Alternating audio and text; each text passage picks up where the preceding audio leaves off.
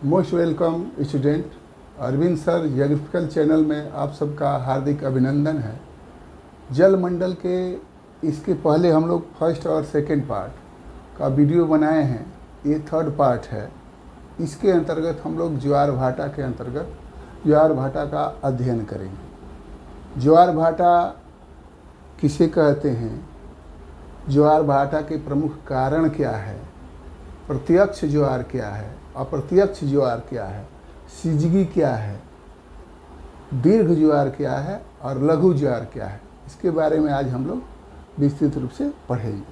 तो सर्वप्रथम आज हम लोग देखते हैं कि ज्वार भाटा क्या है। देखिए, ज्वार भाटा जिसको टाइड्स अंग्रेजी में बोलते हैं, सूर्य एवं चंद्रमा के आकर्षण शक्ति के कारण समुद्र का जल नियमित रूप से उत्थान एवं पतन की क्रिया को ज्वार भाटा कहते हैं। समुद्र में जल के ऊपर उठने को ज्वार तथा नीचे गिरने को भाटा कहते हैं। अब ज्वार भाटा के प्रमुख कारण, ज्वार भाटा का कारण चंद्रमा, सूर्य तथा पृथ्वी की पारस्परिक गुरुत्वाकर्षण शक्ति है।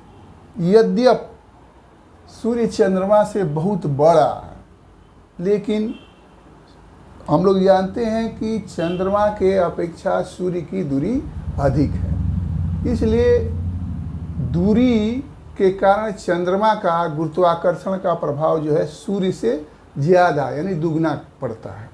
तो इसलिए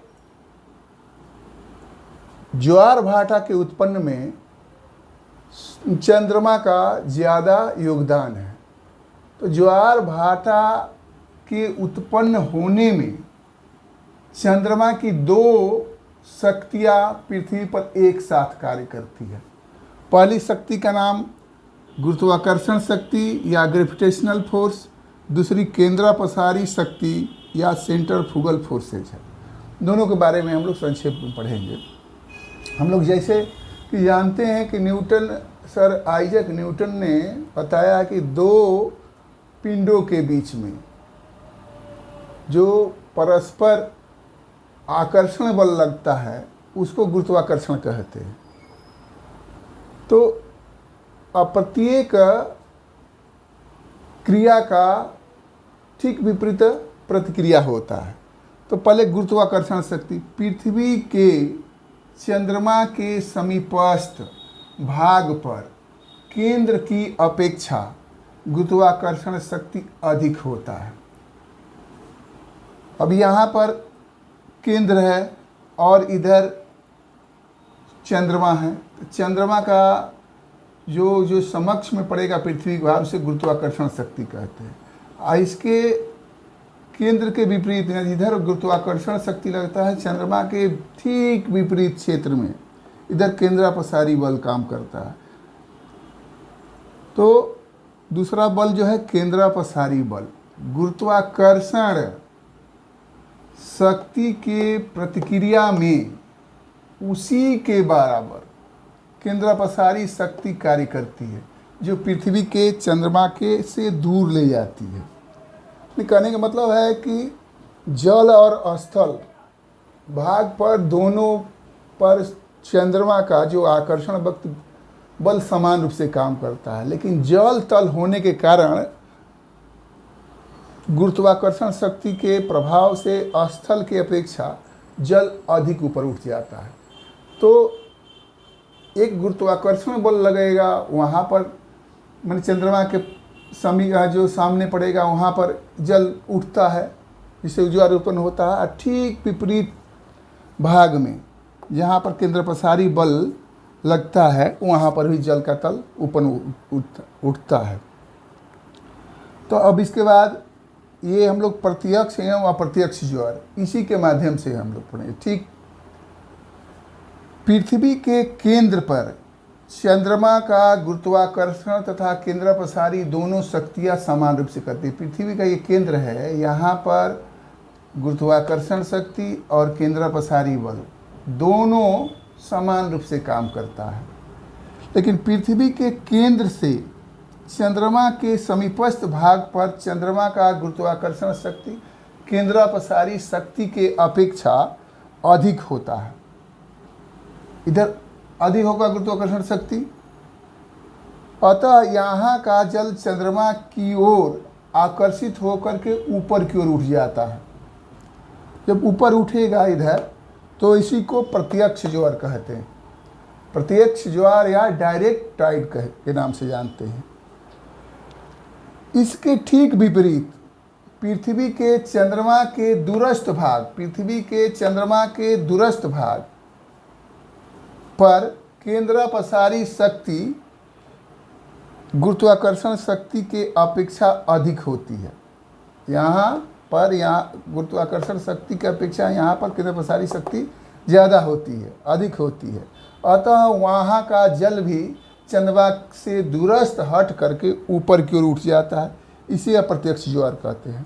मैंने कहने का मतलब कि प्रत्यक्ष ज्वार में चंद्रमा का गुरुत्वाकर्षण काम करता है और उसके बाद अप्रत्यक्ष ज्वार में केंद्रापसारी शक्ति काम करती है। इसके अलावा फिर हम लोग का सीजीगी सूर्य, चंद्रमा तथा पृथ्वी के एक सीध रेखा में स्थिति को युति या सिजगी कहते हैं।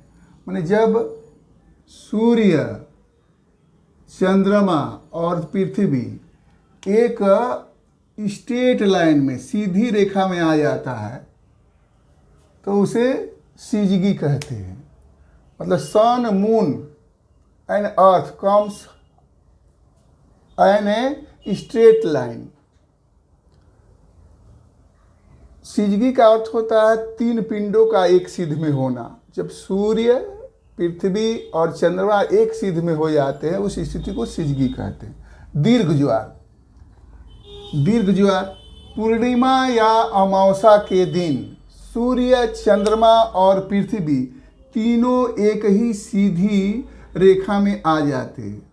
अतः सूर्य और चंद्रमा दोनों के ज्वार उत्पादक जो शक्तियाँ होती है सम्मिलित रूप से पृथ्वी पर कार्य करती है, जिससे ज्वार जो होता है सामान्य ज्वार से ऊंचा हो जाता है। इसे ही बृहद ज्वार या लघु ज्वार, बृहद ज्वार या दीर्घ ज्वार कहते हैं। लघु ज्वार शुक्ल पक्ष और कृष्ण पक्ष के अष्टमी के दिन चंद्रमा और सूर्य पृथ्वी के साथ परस्पर समकोण स्थिति में होते हैं। मतलब यहाँ पर ये समकोण स्थिति हो जाते हैं। यहाँ सन है, यहाँ पर मून है, यहाँ पर अर्थ होते हैं। अतः उनकी ज्वार उत्पादक शक्तियाँ जो होती है एक दूसरे के विपरीत दिशा में काम करती है, जिससे ज्वार सामान्य ज्वार से कम और भाटा सामान्य भाटा से कम रहता है। इसे ही लघु ज्वार या नीप टाइड के नाम से जानते हैं। तो स्टूडेंट, अगर आप लोग अरविंद सर ज्योग्राफिकल चैनल को अब तक सब्सक्राइब नहीं किए हैं तो उसको सब्सक्राइब करिए, शेयर करिए, लाइक करिए और कमेंट करिए। और ज्वार भाटा से संबंधित यह आप लोगों का वीडियो कैसे लगा इसका कमेंट अवश्य लिखिएगा। Thank you very much.